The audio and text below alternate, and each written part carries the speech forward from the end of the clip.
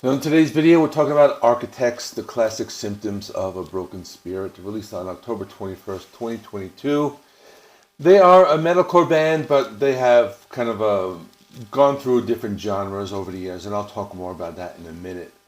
So this is an album released on Epitaph Records, produced by Dan Cyril and Josh Middleton. So basically, Architects has been like a metalcore band, but they've been described as also like technical metal and progressive metalcore. They have a lot of these like staccato riffs. Sometimes they can get complex. Sometimes they use odd time signatures. They use lots of breakdowns. And the guitarists, they like to tune their guitars down very. So they have those really heavy, thick riffs. And at times they do kind of get very melodic as well, and they have been compared to punk rock. They are very technical at times, and they can be catchy. The choruses are pretty catchy. So this is a band. They've gone through like many like transitions throughout the years. So at first they were very heavy. Then they kind of got more melodic, more catchy riffs, more clean singings.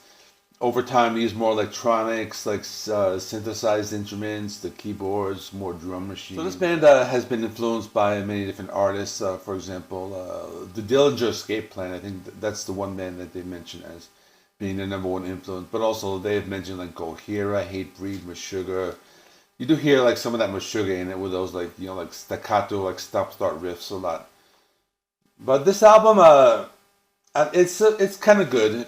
It's a little different than some of our older stuff. Now the thing with this band, Architects, I remember that their last album came out, For Those That Wish to Exist, in 2021. I had my channel. I was going to review it, but I listened to it once and like I didn't really like it, so I didn't really pay much attention to it after that.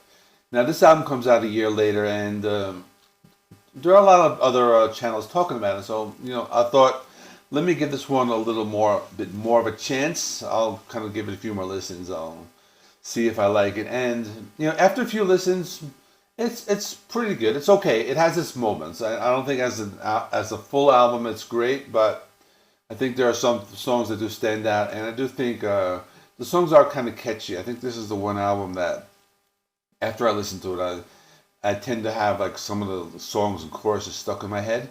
So let me go through the songs quickly. First song, Deep Fake, that was a single. Lots of electronics, heavy metalcore riffs, industrial sounds, soft singing in the first verse. You got the synth riffs in the breakdown. It was melodic, lots of like electronics. Tear Gas, this was the one that starts with like this like Rammstein style riff. And I know if you watch like the Chill Dude on the Couch's review, he also said the same thing. The riff reminds me of that song Son from the Mutter album. But anyway, it's metalcore, but you got the pop vocals, the industrial style drums, and like just like Linkin Park style vocals in the chorus. So those like Chester Bennington style vocals. So I'm noticing a lot like throughout this album, you hear like this influence of both like those like Linkin Park step vocals and more industrial sounds as opposed to like straight ahead metalcore. So that's what I'm hearing in this album. But after that, we got Spit the Bone, just more like electronic sounds, heavy riffs. The lyrics are pretty cool. This is the one where they say like, "Now we are all cannibals." It's kind of a catchy chorus and pretty cool. Then Burn Down My House. This one, it's a little slower. It's actually my favorite song. It's not one of the singles, but it's like slow. It's like goth music. It's almost like Nine Inch Nails. It's a really nice rhythm.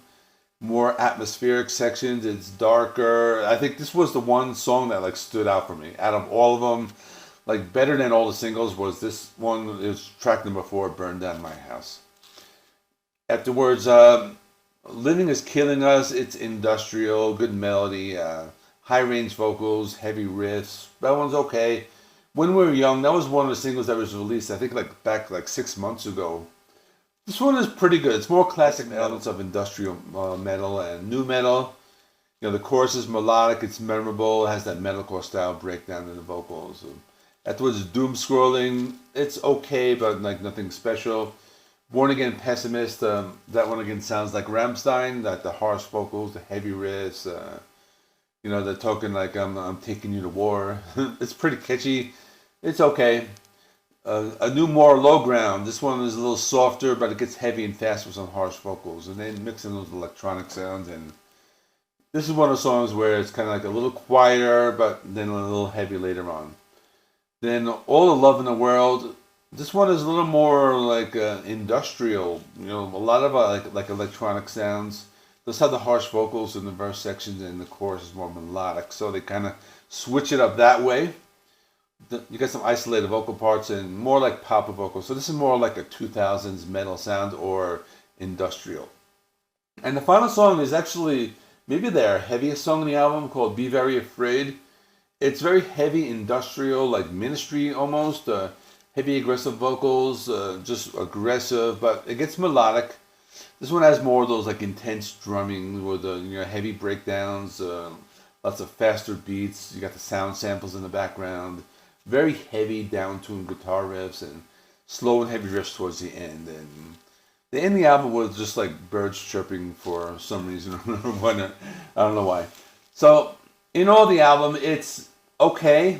I think it's better than the last one, but I really didn't give the last one a chance because, back then my channel was, fairly new, and I kind of listened to the last one once, and I listened to it again just before doing this review, and I guess if I gave it more time, I would like it. But this album, I think it's a little better than the previous album. That's just my opinion. My final score is going to be 7 out of 10.